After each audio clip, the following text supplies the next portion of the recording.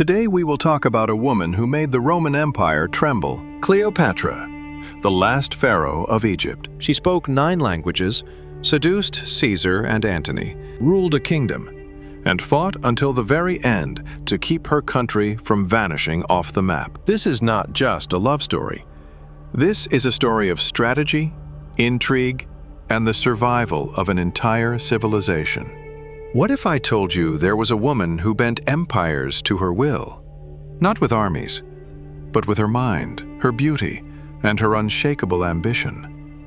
A woman who could silence Roman generals, make philosophers bow, and turn the Nile itself into a stage for her power. This is not a legend. This is Cleopatra, the last pharaoh of Egypt. Cleopatra VII Philopator was born in 69 BC in the royal palace of Alexandria. She was not just any princess. She was descended from the Ptolemaic dynasty, a line of rulers that traced its blood back to Alexander the Great's generals. But her Egypt was no paradise. The kingdom was fractured, Rome was rising, and even within the palace walls, family turned against family. Cleopatra was not the eldest child, nor the obvious heir. Her father, Ptolemy XII, was known as Auletes, the flute player. He loved music more than politics, and left Egypt weak, drowned in debt to Rome.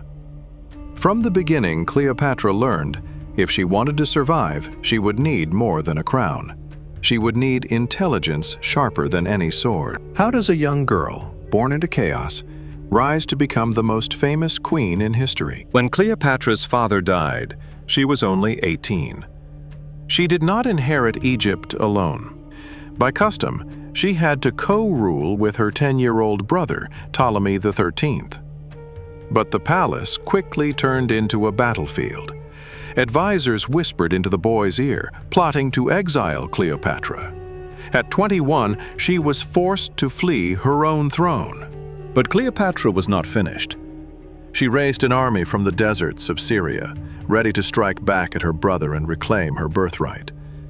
And fate soon handed her a weapon more powerful than any army: Julius Caesar. What happens when the world's most ambitious woman meets Rome's greatest conqueror? Cleopatra did not return to Alexandria as a fugitive. She returned as a vision. Wrapped in purple sails, perfumed with incense, she entered the palace, rolled in a carpet, a living offering placed before Julius Caesar. The gamble worked. Caesar was captivated not only by her beauty, but by her presence. A queen who carried herself like a goddess. Cleopatra understood something vital. Egyptians did not want a woman. They wanted a goddess. She fused her identity with Isis, the divine mother, the star of the Nile. Her makeup, her jewels, her rituals, all whispered that she was more than mortal. Was Cleopatra ruling as a queen, or as a living goddess among mortals? Egypt was more than Cleopatra's stage. It was her weapon. When she sailed the Nile, her barge shimmered with gold and silver, purple sails carried by scented winds.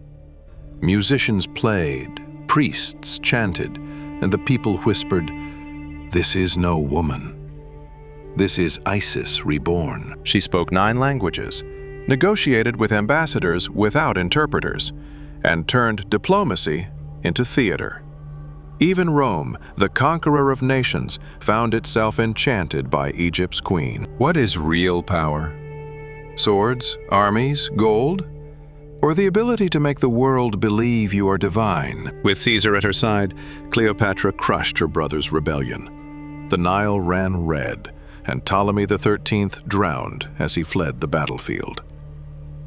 Now Cleopatra was queen, not by inheritance, but by fire and blood. She bore Caesar a son, Caesarion. To Egyptians, this child was proof of her divine destiny.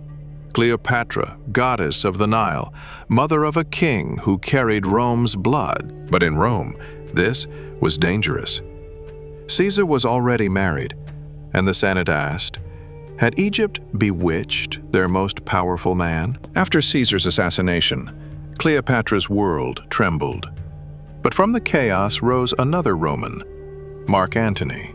If Caesar had been her partner in destiny, Antony was her partner in passion. When he summoned her to Tarsus, she did not come as a supplicant. She came sailing up the river, her barge blazing like the sun. Together, Cleopatra and Antony ruled like gods of the East. Banquets spilled with gold, nights filled with wine and music. Rome called it decadence. Egypt called it glory. But passion is a dangerous throne, and Rome would never forgive a queen who dared rival its empire. Octavian, the future Augustus, marched against Cleopatra and Antony. At Actium, their fleet burned. Their dream of ruling east and west collapsed into smoke. Antony fell on his own sword.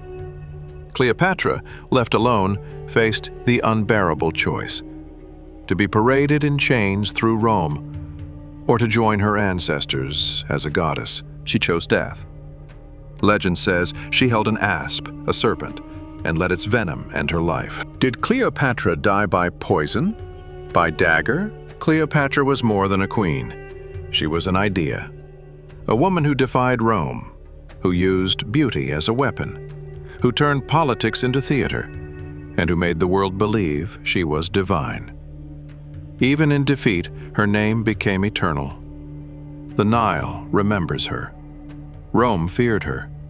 History never forgot her. But to understand Cleopatra's true power, we must turn to the man whose fate became tied to hers, a man who reshaped Rome itself and whose shadow still looms over history. Julius Caesar.